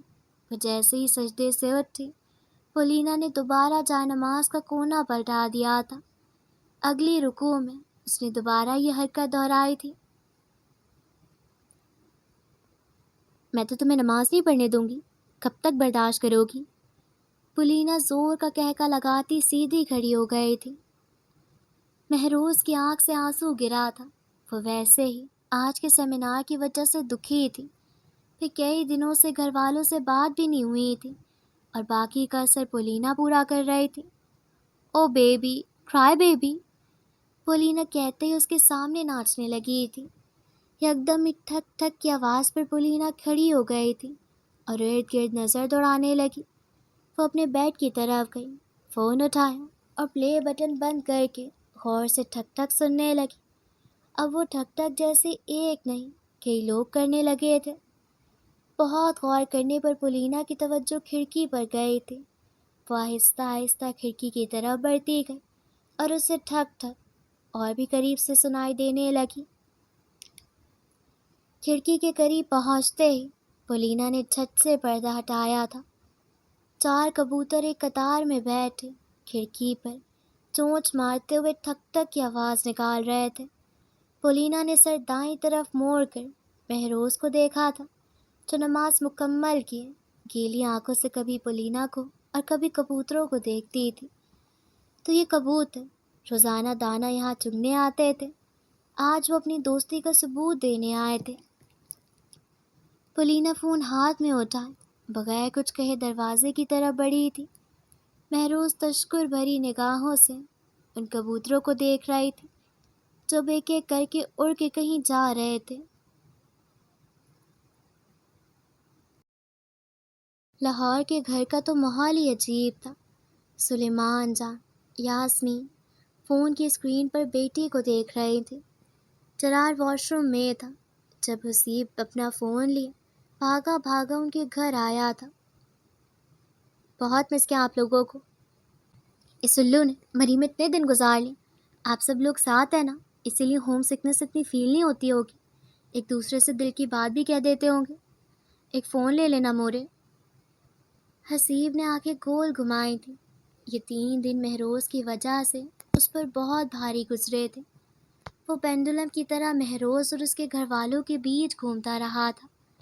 مہروز اسے روزانہ صلواتیں سناتی تھی اور وہاں سے سلیمان جان حسیب کو ایک دن اور کہہ کر ٹال دیتی تھی، ہم نے بھی بہت یاد کیا تمہیں، ہم کیسے بھول سکتے ہیں تمہیں۔ سلیمان جان نے اسکرین کو ہی ہاتھوں سے چھو کر اسے چوما تھا۔ فون نہیں آتا نا استعمال کرنا، بس یہ بٹن والا ہی خان استعمال کر سکتا ہے۔ یہ بیٹھی گاؤں بڑی ہوا چل رہی ہے۔ یاسمین اسکرین پر مہروز پر پڑتی دھوپ اور ہوا سے اڑتے بال دیکھ رہی تھی۔ مہروز نظریں اٹھا کر سامنے دریا کو دیکھنے لگی جس پر سفید بطخیں پانی اچھالتی نہا رہی تھیں۔ پانی کے قریب ٹھنڈی ہوا اسے بہت بھری لگ رہی تھی۔ سی پارک مورے، میں پارک میں ہوں، رکے میں دکھاتی ہوں۔ وہ فون کا رخ بدلتے اپنے پانی دکھانے لگی تھی۔ وہ فون کا رخ بدلتے انہیں پانی دکھا اللہ پاک۔ وہ فون کا رخ بدلتے انہیں پانی دکھانے لگی اور فون گول گول گھماتے ہوئے انہیں آس پاس گرینری دکھانے لگی۔ اچھا یہاں پانی بھی ہے؟ سلیمان جان نے تھوڑی تلے ہاتھ رکھ لیا تھا۔ جی یہاں بہت گرینری ہے اور ماحول بہت ہی صاف ہے، یہاں ماحولیات کا بہت خیال رکھا جاتا ہے مورے۔ وہ کل کا دکھ بھول گئی تھی، گھر والوں سے بات کرتے ہوئے وہ سب بھول جاتی تھی۔ میرے پودوں کو تو کوئی پانی نہیں ڈالتا ہوگا نا؟ میں روزانہ ڈالتی ہوں اور تمہاری طرح ان سے باتیں بھی کرتی ہوں، یاسمین پرجوش ہوتے ہوئے اسے بتا رہی تھی۔ خان بابا کہاں ہیں؟ واش روم میں، تیل لگا دی نا۔ بیبی انہیں آوازیں دینے والی تھیں کہ وہ گیلے چہرے کے ساتھ واش روم سے نکل آئے تھے۔ مہروز بیٹی نے کال کی۔ سلیمان جان نے مسکرا کر بیٹے کو کہا تھا۔ جرار گیلے چہرے پر دونوں ہاتھ پھیرتے ہوئے بیڈ پر حسیب کے برابر بیٹھ گئے تھے۔ حسیب نے فوراً فون جرار کو پکڑایا تھا۔ مہروز کو دیکھتے ہی جرار مسکرا اٹھے تھے۔ ان کے چہرے کی چمک دیکھ کر ہمیشہ ہی یاسمین کی آنکھیں گیلی ہو جاتی تھیں۔ زماز ہوئے، جرار نے پرجوش آواز میں مہروز کو دیکھتے ہوئے کہا تھا۔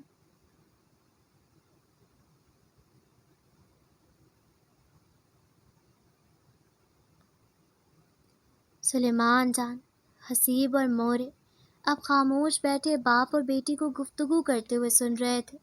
ایسا لگتا تھا کہ ان دونوں کے علاوہ کوئی اور وجود کمرے میں ہے ہی نہیں۔ مہروز اپنے دل بھر کی رودات سناتی جاتی اور جرار مسکراتے ہوئے سنتے رہتے تھے۔ مہروز بالوں کو ڈھیلے سے جوڑے میں باندھتے ہوئے اب بازار میں گھوم رہی تھی۔ وہ بلا وجہ ہی مسکرا رہی تھی۔ ماں باپ سے بات کرنے کے بعد وہ بہت ہلکا پھلکا محسوس کر رہی تھی۔ یہ بازار اتوار بازار جیسا ضرور تھا مگر نہایت صاف تھا۔ یہ بازار کشادہ سی گلی نما تھی جس کے آس پاس کارٹس کھڑے تھے۔ وہیں ان کارٹس کے بیچ کوئی اپنا ہاٹ ڈاگ بیچ رہا تھا، کوئی آئس کریم رولز، کوئی جرمن سنیکس۔ وہ یہاں سے صرف سبزی خریدتی تھی۔ اسی بازار کے آخری کونے میں ایک مسلم شاپ تھی جہاں ہر قسم کا گوشت ملتا تھا۔ وہ تیار کٹے بریسٹ پیسز خرید کر اسے دن پکا لیتی تھی۔ چکن وہ فریج میں نہیں رکھتی تھی، مبادا دوسرے گوشت کے ساتھ مکس ہو جائے۔ وہ حرام حلال کا خاص خیال رکھتی تھی۔ بازار سے فارغ ہوتے ہی وہ کیفے چلی گئی تھی۔ رات کے 9:30 بجے وہ کیفے سے نکل کر اپنی سائیکل کی طرف بڑھی تھی۔ اسٹریٹ پولز کی روشنی میں اس نے اپنے سائیکل کے ٹوکرے میں فریش لیلیز دیکھی تھی جو آج پھر کوئی اس کے ٹوکرے میں رکھ چکا تھا۔ اسے جھرجھری آئی تھی۔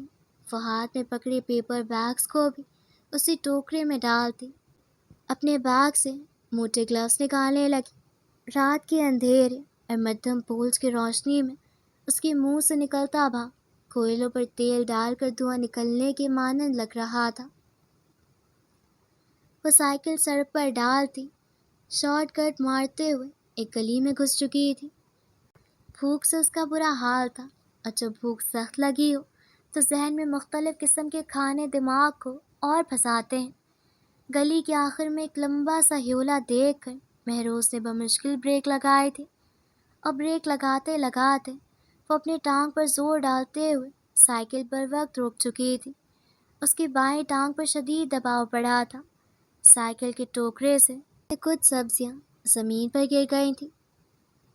کون ہے وہاں؟ مہروز نے اکتا کر کہا تھا، اور سائیکل کا سٹینڈ چڑھاتی سبزیاں اکٹھی کرنے کے لیے اتری تھی۔ میں مہروز، تھینک گاڈ۔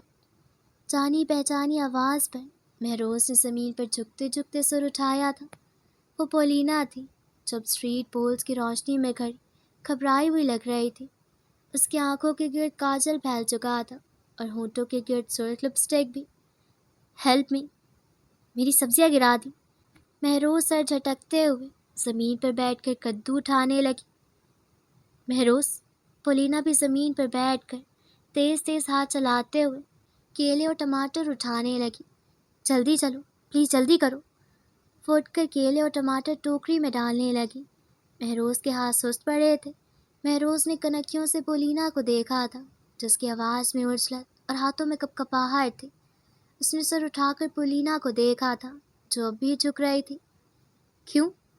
میری مدد کرو، کچھ فضول لوگ میرے پیچھے پڑ چکے ہیں، ہمارے پاس اتنا ٹائم نہیں ہے، پلیز۔ وہ ٹماٹر زمین پر چھوڑ کر مہروز کو بازو سے کھینچنے لگی۔ میرے پاس بہت ہے۔ مہروز نے اپنا بایاں بازو جھٹکا تھا اور سستی سے سیب اور کدو اٹھانے لگی۔ تم سمجھ نہیں رہی؟ پولینا کی آواز میں اضطراب تھا۔ وہ گاہے بگاہے اسٹریٹ پول سے دوسری طرف نظر بھی ڈال لیتی تھی۔ وہ فوراً جھک کر مہروز کے ہاتھ سے کدو چھیننے لگی۔ بی بی، تم اپنا راستہ ناپو، میں نہیں جانتی تمہیں، نہ مجھے دلچسپی ہے کہ کون پڑا ہے تمہارے پیچھے۔ ہاتھوں میں 2 سیب اٹھائے مہروز اٹھ چکی تھی اور آرام سے سائیکل کے ٹوکرے میں سیب ڈالنے لگی۔ پلیز۔ پولینا اس کے سامنے کھڑی ہوتی، اس کے سامنے ہاتھ باندھ چکی تھی۔ وہ بس رو دینے کو تھی۔ یہی آنسو مہروز کی کمزوری تھے۔ وہ کسی کو دکھی نہیں دیکھ سکتی تھی۔ وہ بھول گئی تھی کہ ایک رات پہلے پولینا نے اس کے ساتھ کیا کیا تھا۔ اگر کوئی تمہارے پیچھے پڑا بھی تو مجھے نہ گھسیٹو۔ مہروز سر جھٹکتے سٹینڈ سے بائک ہٹا چکی تھی۔ میں مر گئی تو ان CCTV کیمروں میں تم بھی آؤ گی، تم سے بھی پوچھ گچھ ہوگی۔ جب پوچھیں گے کہ میں نے ہیلپ مانگی تھی اور تم نے کیوں نہیں کی تو کیا کہو گی؟ یہی کہ میں شدت پسند مسلم ہوں جسے خون خرابہ پسند ہے۔ مہروز طنز کرتی سائیکل کے پہیوں پر جاگرز رکھ چکی تھی۔ اس کے سائیکل کا بوجھ بڑھ چکا تھا، اور اس نے کندھے پر 2 وزنی ہاتھ بھی محسوس کیے تھے۔ یہاں نہیں۔ پولینا سائیکل پر ہی آگے جھکتے مہروز کے ہاتھ پر دباؤ ڈالے سائیکل ریورس کر رہی تھی۔ مہروز کو ایسا لگ رہا تھا جیسے وہ کھیلنے والی سائیکل پر بیٹھی ہے جس کو بچہ کنٹرول کر رہا۔ یہ کیا کر رہی؟ اترو! مہروز بوکھلا گئی تھی۔ سائیکل ہلتی جلتی ریورس ہو رہی تھی۔ میں یہ احسان یاد رکھوں گی۔ شکریہ، بس تم اتر جاؤ۔ ٹرائی ٹو انڈرسٹینڈ روزے۔ مہروز نے پہلی بار پولینا کو اتنا حواس باختہ دیکھا تھا۔ یقیناً وہ سچ ہی کہہ رہی ہوگی۔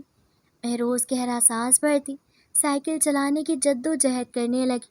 پولینا کی وزن کی وجہ سے سائیکل کی رفتار کم ہو چکی تھی۔ سائیکل زگ زاگ ہوتی چل رہی تھی۔ ویسے اس سے اچھا تو تم بھاگ ہی لیتی، یہ سائیکل ایسی چل رہی جیسے ہم پیدل چل رہے ہوں۔ مہروز زد آ چکی تھی۔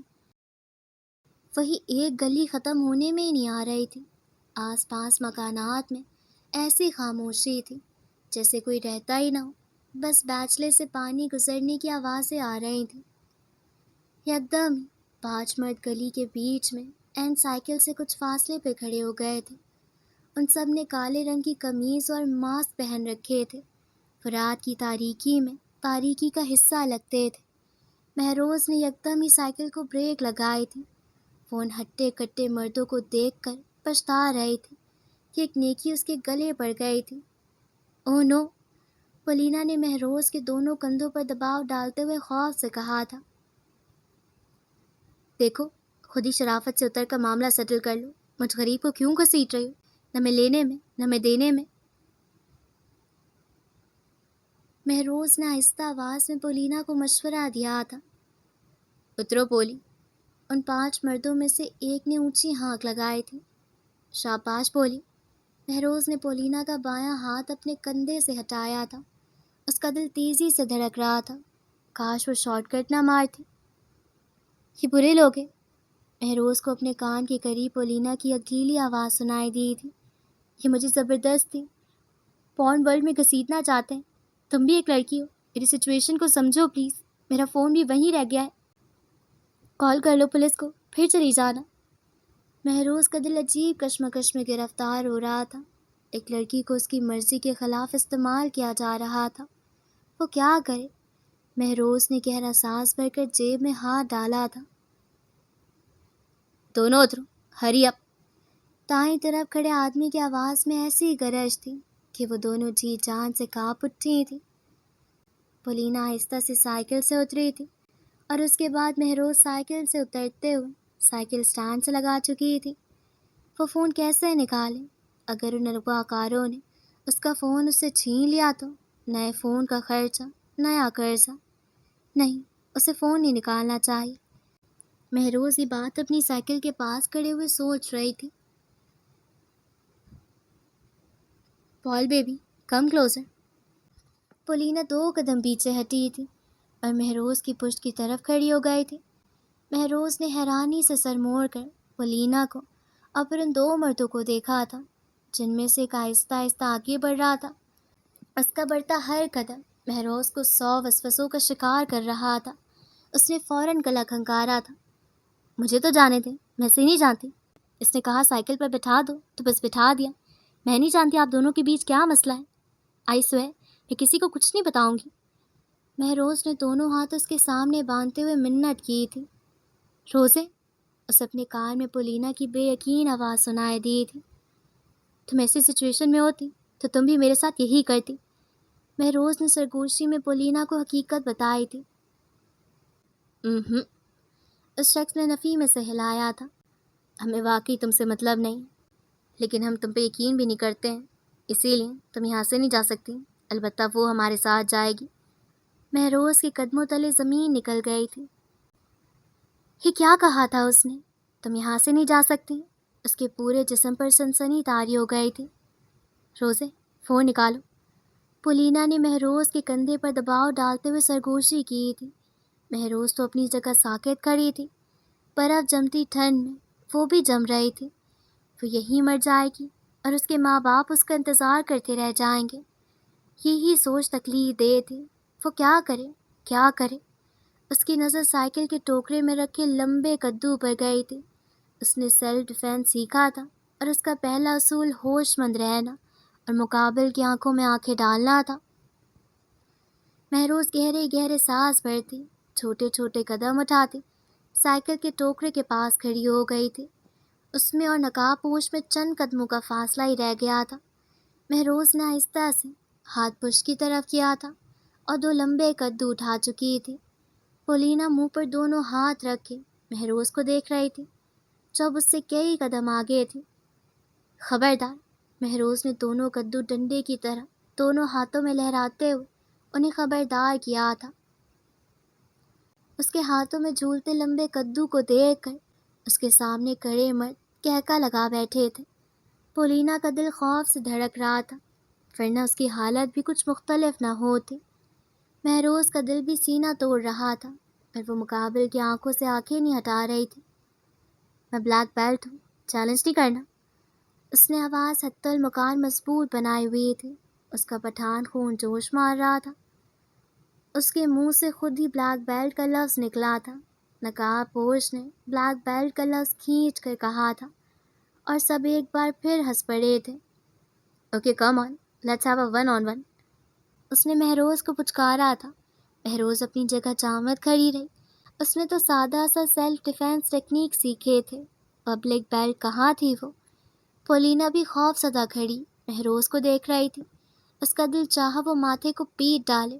فاتح کس قدر خوفناک تھے مہروز نہیں جانتی تھی، پولینا کو اندازہ تھا۔ اس کے پیچھے کھڑے 4 نقاب پوش تالیاں پیٹ پیٹ کر اپنے ساتھی کو چیئر کر رہے تھے، جو قدم بہ قدم آگے بڑھ رہا تھا۔ مہروز دونوں کدو لیے کھڑی اسے دیکھ رہی تھی۔ جیسے ہی وہ قریب آیا، مہروز نے دونوں کدو ایسے اس کے سینے پر مارے تھے جیسے کوئی پیار سے کسی کے سینے پر مکہ مارتا ہو۔ اس کی حرکت دیکھ کر سبھی ہنس پڑے تھے، جبکہ پولینا ماتھے کو سیدھے ہاتھ کی مٹھی سے مار چکی تھی۔ یو بچ! اس شخص نے ہاتھ مار کر مہروز کے سر سے اڑی ٹوپی گرائی تھی اور ابشار جیسے بالوں میں ہاتھ ڈالے ہوئے اسے سڑک پر گھسیٹنے لگا۔ مہروز کے ہاتھ سے کدو چھوٹ کر فرش پر گر چکے تھے۔ وہ درد سے چیختے ہوئے سڑک پر اس شخص کے ساتھ گھٹنوں کے بل گھسیٹتی جا رہی تھی۔ پولینا منہ پر ہاتھ رکھے مہروز کی دردناک چیخیں سن رہی تھی۔ جس طرح وہ بالوں کو ہاتھ میں لپیٹ کر اسے سڑک پر کھینچ رہا تھا، پولینا اپنے انجام کا اندازہ لگا رہی تھی۔ مہروز کے بالوں کو جھٹکا دیتے ہوئے وہ بیلکے کے پاس لے گیا تھا کہ اس کا دایاں پاؤں بیلکے میں بہتے ٹھنڈے یک پانی میں پھنس گیا تھا۔ مہروز کی دردناک چیخ پر اس شخص نے مہروز کو بالوں سے چھوڑ دیا تھا۔ اس کے پیچھے کھڑے 4 مرد نے پولینا کی طرف بڑھے تھے۔ پولینا سائیکل کے ٹوکرے سے سیب اٹھا کر ان کو نشانہ لے لے کر ان پر پھینکنے لگی۔ مہروز فٹ پاتھ پر عجیب پھنسی ہوئی تھی۔ وہ دائیں گھٹنے پر دباؤ ڈالتے ہوئے اسے پانی سے نکالنا چاہتی تھی کہ پیٹ پر پڑنے والی لات سے وہ درد سے دوہری ہونے لگی۔ خالی پیٹ میں عجیب مروڑ اٹھا تھا۔ وہ ایک اور لات بھی مارنا چاہتا تھا کہ اس کا پاؤں ہوا میں معلق رہ گیا تھا۔ مہروز کی آنکھوں کے پردے پر اندھیرا چھا رہا تھا۔ اس نے بند ہوتی آنکھوں سے کسی لمبے اسمارٹ نقاب پوش کو دیکھا تھا جو اس کے عین قریب کھڑا ہو چکا تھا۔ تو جی ہماری دوسری قسط جو ہے وہ یہاں پہ مکمل ہوتی ہے، اور اب مجھے ایسا لگ رہا ہے، مجھے لگ کہہ رہا ہے یہی بہت زیادہ آبویس چیز ہے کہ اب جو ہے نا ہیرو کی انٹری ہو چکی ہے۔ وہ نقاب پوش جو والا انسان ہے وہ مہروز کو ریسکیو کرے گا، جتنے میرے انداز سے مجھے لگ رہا ہے۔ تو اب یہاں سے ہماری ہیرو کی کہانی کا آغاز ہوگا، تو مزہ آئے گا۔ اور بس یہی تھا اس ایپیسوڈ میں، اور کافی ساری چیزیں تھیں۔ رائٹر نے بڑے اچھے طریقے سے دکھایا تھا کہ کس طرح سے اسلام اور جو ہے ویمنس کو جو ہے وہ ٹارگٹ کر کے اسلام کو ڈیگریڈ کیا جاتا ہے۔ وہ یہ سب اچھے سے بہت پیار سے انہوں نے پیش کیا تھا، اور بس یہی سب تھا اس ایپیسوڈ میں۔ تو چلیے پھر ہم ملیں گے نیکسٹ ایپیسوڈ میں۔ اگر آپ لوگ چینل پہ نئے ہیں تو پلیز چینل کو سبسکرائب کر دیں، ہمیں انشاءاللہ 1 کے سبسکرائبر کو ہٹ کرنا ہے۔ اور آپ لوگوں کو یہ ایپیسوڈ کیسا لگا یہ آپ لوگ کامنٹس میں ضرور بتائیے گا۔ تو چلیے پھر ملیں گے ایک نیکسٹ ایپیسوڈ کے ساتھ۔ اللہ حافظ۔